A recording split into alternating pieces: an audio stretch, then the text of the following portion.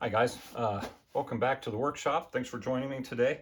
Going to spend some time talking a little bit about bow performance. Conversation that eventually gets started. So when we all start as beginner bowyers, making bows and as a hobby, something we really enjoy. But the number one thing we're always chasing is to make a bow that isn't going to break. Right? It seems like the holy grail of the start of this whole endeavor is just to make a bow that doesn't break.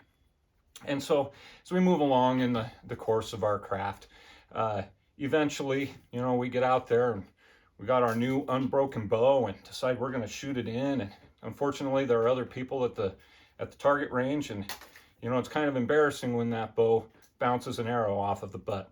And I don't know if you've been there. I have. Early bows, it's embarrassing as it's just embarrassing. So eventually we get to the point in our craft where we want the arrows to actually stick in the target, and that means the arrow needs to be moving faster than an unbroken bow necessarily would shoot it. So that's where we begin to encounter this conversation about bow efficiency. And just because a bow weighs more in terms of draw weight doesn't mean that it shoots an arrow any faster than a bow that may weigh even 10 or 15 pounds less.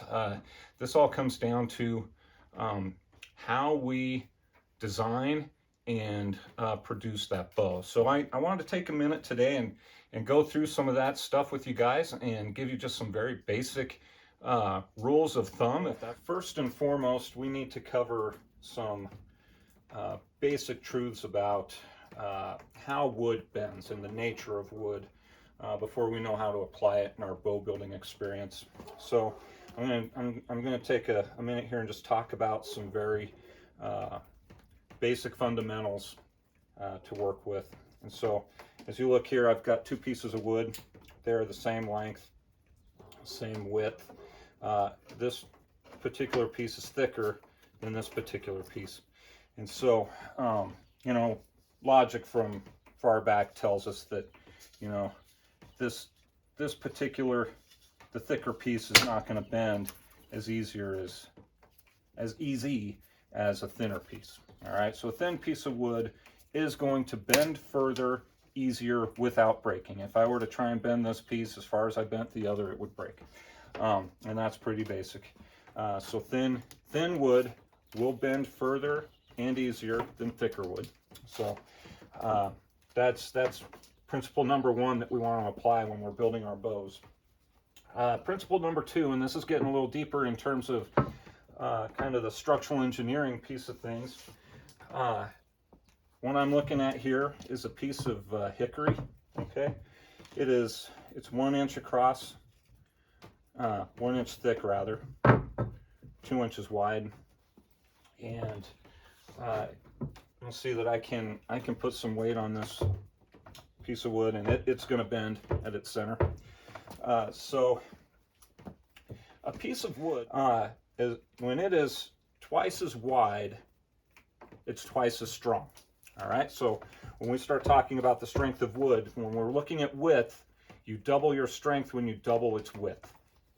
Okay, so now when you turn this on edge, and we have now made it twice as thick and effectively half as wide, but twice as thick, wood is 8 times as strong when it's twice as thick. Okay, so that is a very important distinction to understand when it comes time to removing wood on our bows, or in any way, shape, or form in terms of strengthening or weakening wood, that thickness is 8 times stronger, has 8 times the effect on strength than width. Width is only going to double the effect. Okay, and we'll address that a little bit more as we go through this video, how we apply that to our bows. Lastly, bearing on a span. So I've got this board. It's the same thickness and width from end to end. Okay, when you put it on a span like this and you go to bend it, it's always going to bend most at the center. All right, so when you put bearing on this board, it always pushes toward the center. Even when I'm even when I'm way out here, you're going to touch at the center before we touch out here. And so the principal term for that is leverage. Okay, so we can apply the most leverage to the center. And as we move out toward the tip of our length of wood here, there's less and less leverage. So I could apply my entire body weight right here toward the tip, and it's not going to bend to this board. And it does not take not even that much to do quite a bit of bend at the middle. All right, so this is why when we apply it in our bow making, in order to get the outer portions of this piece of wood to share in the force or share in the distribution of that pressure, we can remove mass as we go out to the tip here and start to distribute that bearing across the length of this piece of wood. And that's how that applies in bow construction, is we're always thicker toward our grip, and we run out to narrow edges because there's not nearly as much leverage out at the tips of our bows as there is near the grip. All right, and that's why bows get thin toward the tip. Okay, so we're looking at two similarly constructed bows here. As we begin talking about bow efficiency and getting arrow speed and all of these things that we begin to talk about as we progress along our journey in making bows, we're really not going to be able to discuss these issues without broaching the subject of mass and mass placement. And there's mass theory out there that kind of govern the way we think or apply our construction methods to our bows. So here I've got, I've tried to get to as close to the same characteristics as possible bows. All right, so these are both red oak bows. I stained one a little darker red than the other. The other's got its honey color to it, and you know, they're similarly designed in that they are based upon a pyramid limb design.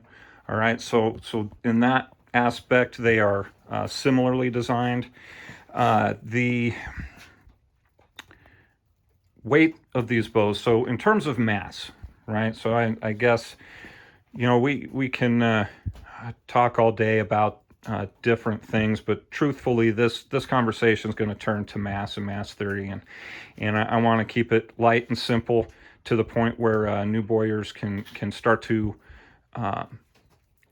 understand and employ some basic rules of thumb that guys that have been doing this for a long time have either stumbled upon or learned about. However it is that they came to the realization of these things is up to each individual bowyer how they did it. But if I can save you some time and experiment, that's my goal here today. So here we go. Two bows right here. I am going to take a mass reading on each bow right quick. I'm going to weigh them in ounces. So bow number 1,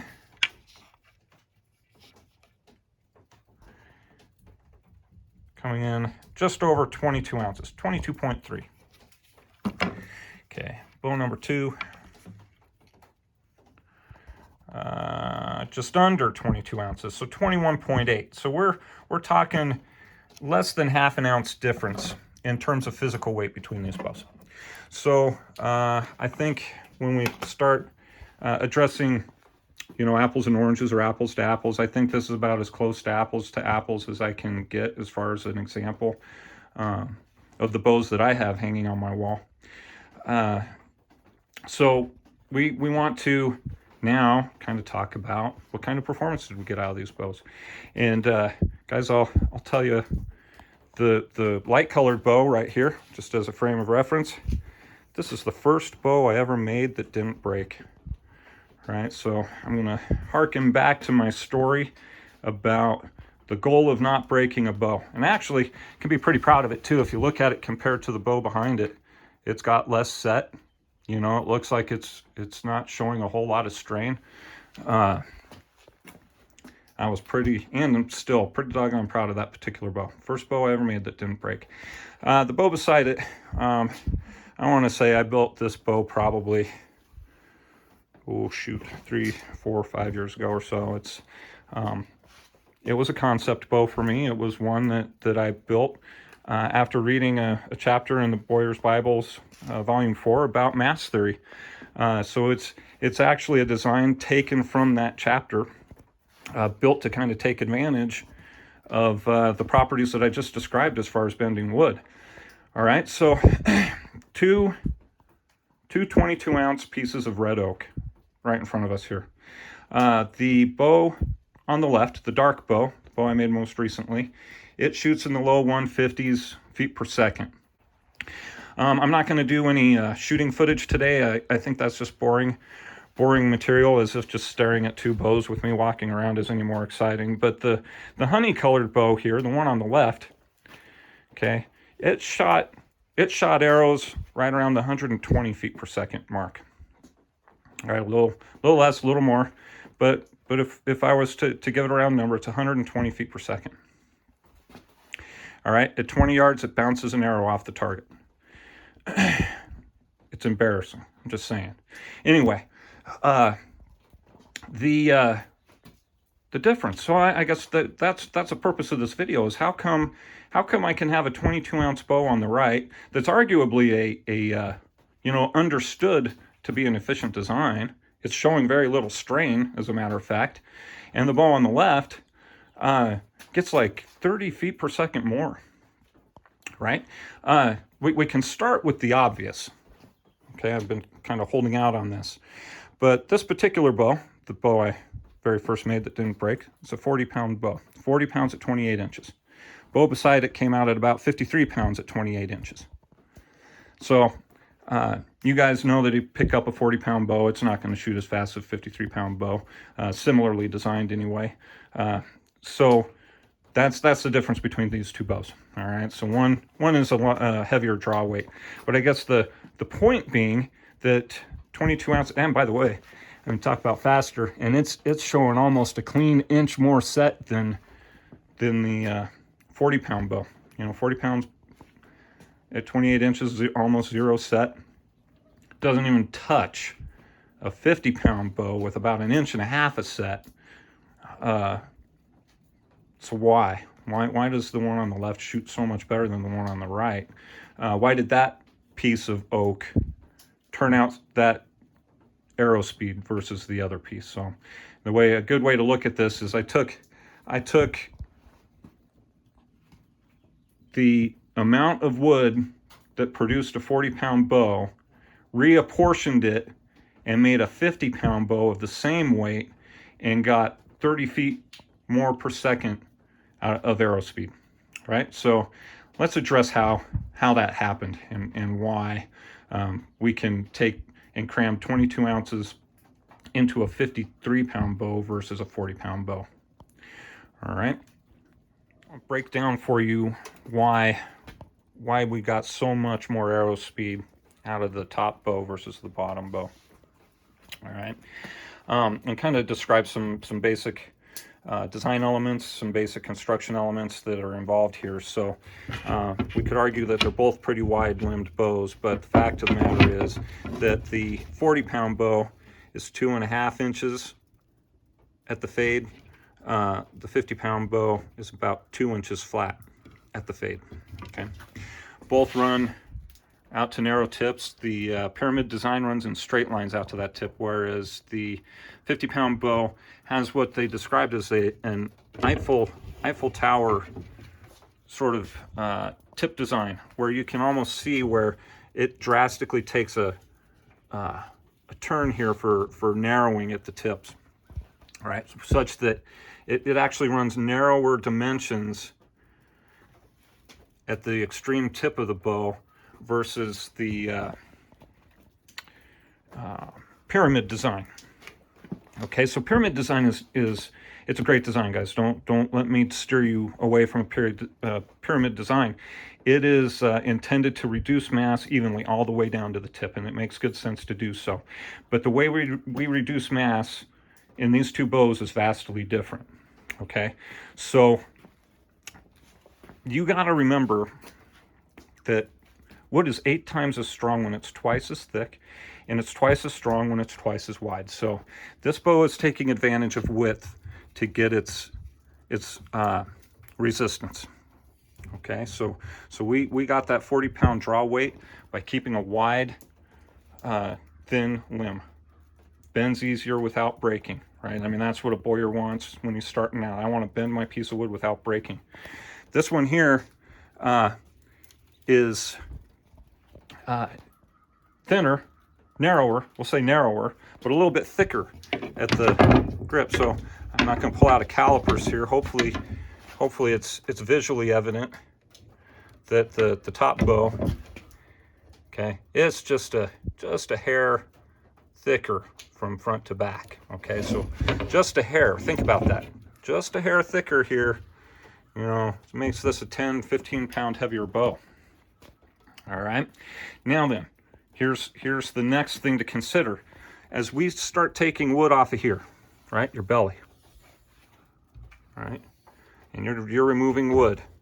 As you remove wood from your belly, you are taking 8 times, or you are affecting the bending of that wood 8 times more than if you were to take it off this edge, right? We can remove draw weight one of 2 ways.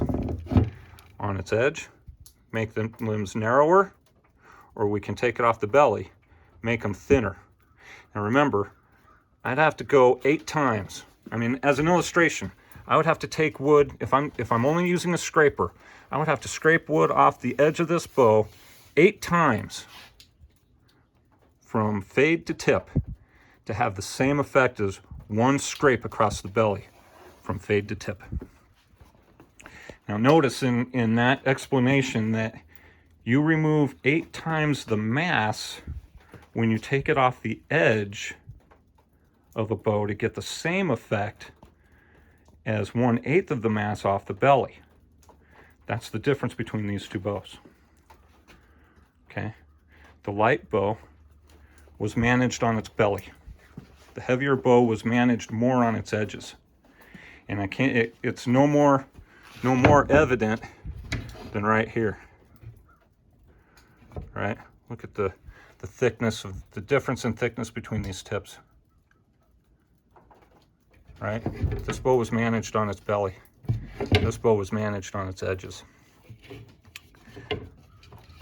Okay, so we get deep, non-bending tips that are very light because we're removing wood where we get the most bang for our buck on the edges here.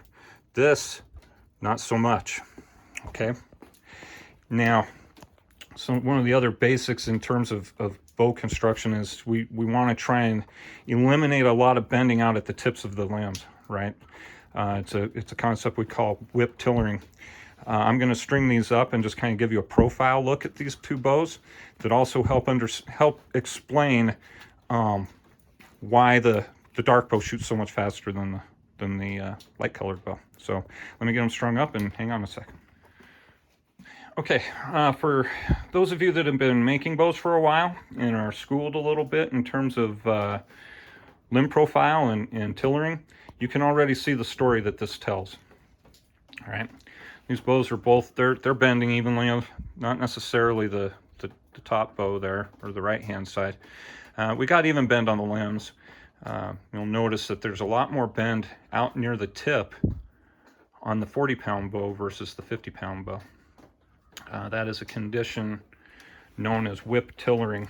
All right, so whip tillering, it concentrates an inordinate amount of bend out at the tips. Okay, and what has happened here is these 2 bows were constructed almost in an inverse fashion with regard to mass placement. Okay, so this is an exercise in thickness versus width. All right, so where the top bow has been managed through width, basically along its entire length. All right, the lower bow kind of has an admixture of those 2 things. It's not as wide at the tip, but really manages that width as it approaches the tip. All right. And so we wanted to keep some width here, but really manage the strength of the bow through thickness, right? Not entirely though. As you look, as we go down, the thickness is really, this is where we worked our thickness, right? And what happened here in practical terms, okay, and you can see it in the bend, the bow on the top here is working right in here. Out here where we have the least leverage. Now, well, this is the most leveraged area of your bow, but when you let it bend like this, you lose the lever effect like we have here. You can see it's almost straight on this lower bow. It's throwing levers forward where this is trying to bend all the way out to the tip. So this bow is working right here. This bow is working right here. All right, and that's why a recurve will shoot much faster than a similar weight straight limb bow. But when we look at straight limbed bows, this is where you want your work occurring, and this is where you want. This gives you leverage on the string and on your arrow speed, but this is like the most dangerous place to have mass. And I know from this perspective, it looks like there's more mass here. But you got to remember that by narrowing it to such a degree, we got 8 times the effect of mass removal on the sides than we did on the belly. Okay. Difference between the two is the amount of energy it takes to actually physically operate the bow, right? So a bow in action is not free of charge. Every ounce that's in that particular bow is put to work in the function of that bow, and every ounce that is chewed up by operation is stolen from arrow speed. That's really kind of the lesson here. Now, we can't necessarily focus strictly on total physical weight. So let me kind of give you a look. If you look at these grips, it's pretty evident that a lot of the mass of this bow is concentrated right at the grip. If I wanted to make the grip thinner and remove mass right in here, it's not going to have an effect on arrow speed. It may have an effect on the total physical mass of the bow, but it's not going to translate to arrow speed. So now it kind of comes down to where you place your mass. Okay, and so in this instance, and pretty much here's the rule of thumb, you guys. This is really, here's the coup de grace, or the gist of this message. We can have mass toward our grip, or the mass that is toward our grip has less of a negative effect than mass at our tips. And that's why in this particular bow, we've kind of concentrated on keeping it wide and thin. And as we approached, little past mid limb here, we focused on being narrow and thick. So we take mass off of the belly near the grip and off the edges to the tip. So that would be the rule of thumb in this video. And if you guys can master the wood removal process in that regard, you're working your belly near the grip and you're working your edges near the tips. That's going to get you, that's not the end all be all, okay, but that is going to get you a long ways toward getting a faster moving arrow for less mass in the wood, in your bow, less mass in your bow. Okay, only touched on a few things here. I think it's worth stating that, when you look at extremes, it helps you focus on the minute. So if you put a 10-pound dumbbell at the grip and had real wispy limbs attached to it, it's still going to shoot faster than a wispy handled bow that has 2 5-pound dumbbells at each end, because you're working that lever with so much weight. And there's a great chapter in the Traditional Bowyer's Bibles, Volume 4. It's called The Turtle Bow. and they took a stave and basically cut a handle out of the middle of it, but left the almost like the full-on log at both limb tips, and it shot so slow that even analog photography could pick up the arrow coming off the arrow rest. It was horrible. So thin tips, as thin as you can get them, the better, but do it on its edges, not on the belly. So that's it for today.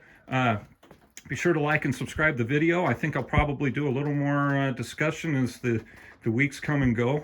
Different tactics and tips in terms of design.